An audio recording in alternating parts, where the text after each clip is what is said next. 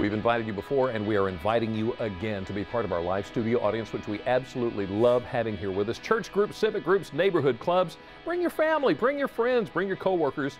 And you know what? If it's just going to be you, we'd still love to have you. If you'd like to find out how, visit delmarvalife.com, click on the show tab. There's a little section called For the Audience. Or you can call that number right there on your screen, 443-880-9116. You may remember the name Joseph Kony and this video, Kony 2012. The filmmaker behind this clip sheds light on what appears to be the abuse and kidnapping of thousands of children in Uganda at the hands of Joseph Kony, and then solicits support for Invisible Children, an organization that vows to help the children and fights to stop Kony and his army, the Lord's Resistance Army. Well, the fight still continues, and there's a new video by Invisible Children, Move DC. It's been out just a couple of months. It's an effort to get thousands of people to surround the White House to show the president and world leaders their commitments to stop Kony and his army. Move DC takes place Saturday, November 17th. More than 8,500 people have already registered for the event. And movements like the Kony one is just one way generations try and fight for their rights. First, we fought for the right to vote and own property. Then the issues turned to sexuality, family, and the workplace. Now women are joining a third wave of feminists, as we find out in part 3 of our series, Never Too Young. They're not burning bras, but burning up the internet to get their voices heard. Go! Don't let go! From equality in the workforce to a seat in Washington, D.C. This isn't exactly the party I'd planned. To reproductive rights. And the over-sexualization in the media. The battle for equal rights continues for women. Leading the charge, third-wave feminists, teenagers who want to make a difference. I'm Sariel, I'm 16. I'm Alejandro, I'm 18. I'm Mona, I'm 16. I'm Malika, I'm 16. I'm Amelia, I'm 17. We've gathered two groups of self-proclaimed feminists of today to find out where feminism is today. I think that a lot of people think that feminism is dead. I think that people are just not looking because honestly, feminism is taking a different shape. Feminism looks like everyone. People say, oh, you're a feminist, so you're anti-men. But that's not what we are. These teens are fighting for equality. They've replaced burning bras and protest posters with this and this and this, reaching millions with a touch of a button. It has a new face and it has a new way of delivering the message. The same technologies used to disrespect and demean women are being used to raise awareness for them. A main concern, the media. American teenagers spend 31 hours a week watching TV, 17 hours listening to music, 3 hours watching movies, 4 hours reading magazines, and 10 hours a week online, inundated with images of who and what they should be. One of the biggest problems is the over-sexualization from a very, very early age.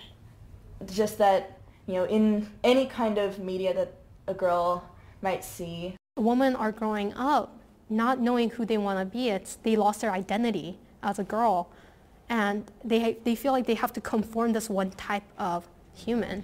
Even the women who have made it to the top cannot dodge sexism. Hillary looking so haggard and looking like 92 years old. Breast implants. Did you have them or not? It's really interesting that all female politicians get asked the question, so who's at home taking care of your baby right now? And none of the male politicians get asked that question. Latest numbers show women earn, on average, 82% of what men in the same profession earn. That number is down to 65% for personal financial advisors, 80% for female surgeons, 80% for police officers and lawyers. If we have unequal pay, I'm sorry, but we're unequal, period. While working to close the gap, these teens will also face the same problems their mothers and grandmothers faced. Will they change their name when they get married? Never. Will they choose a career over kids? I don't think I will have to make that choice. I think I can make a compromise between the two things.